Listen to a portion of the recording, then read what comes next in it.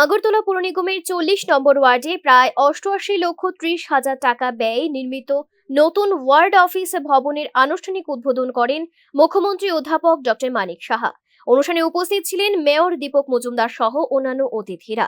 উদ্বোধনী অনুষ্ঠানে মুখ্যমন্ত্রী বলেন, নাগরিক পরিষেবা প্রদানে সরকারের প্রতিশ্রুতি প্রতিফলন এই আধুনিক ওয়ার্ড অফিস ভবন।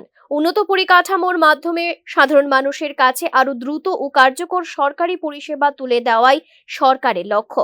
মুখ্যমন্ত্রী বলেন, ভবনটি নির্মাণ কাজ 12ই মার্চ 2024 সালে শুরু হয় এবং 31 মে 2026-এ সম্পূর্ণ হয়।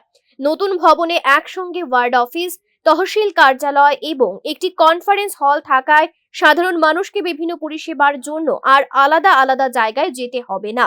মুখ্যমন্ত্রী আরো বলেন, আগে গতানুগতিকভাবে কাজ করা হলেও এখন মানুষের আস্থা এবং অংশগ্রহণকে গুরুত্ব দিয়ে উন্নয়নের কাজ এগিয়ে চলেছে।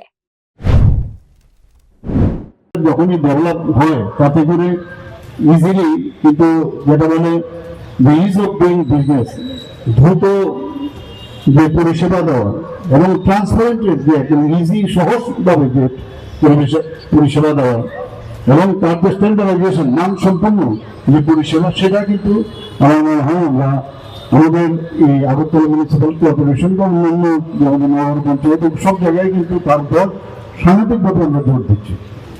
এবং এই যে আমরা অলরেডি কমিটমেন্ট ছিল যে নাগরিক পরিষেবা আমাদের প্রথম আমাদের কর্তব্য, এবং আজকের এই যে নতুন ভবন আমরা এখানে উদ্বোধন করলাম, সেটা কিন্তু আমার মনে হয় যে এটার একটা প্রতিফলন আমরা বলতে পারি আজকের দিনে।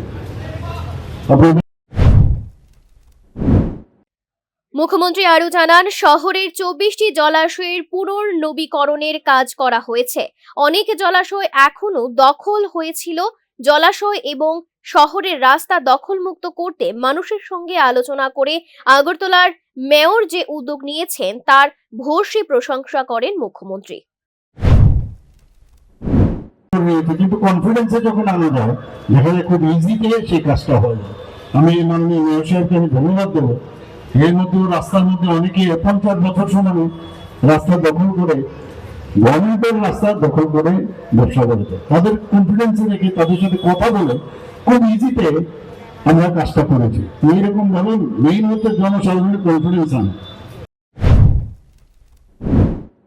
তিনি বলেন, একসময় সরকার শুধুমাত্র গতানুগতভাবে কাজ করত, কিন্তু বর্তমান সরকার মানুষের সঙ্গে আলোচনার ভিত্তিতে উন্নয়নমূলক কাজ করে চলছে।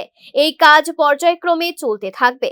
শহরের আরো একাধিক ওয়ার্ড অফিস আধুনিকীকরণ হচ্ছে এবং ধীরে ধীরে সেগুলি উদ্বোধন হবে বলে মুখ্যমন্ত্রী জানিয়েছেন। Bureau report, news now.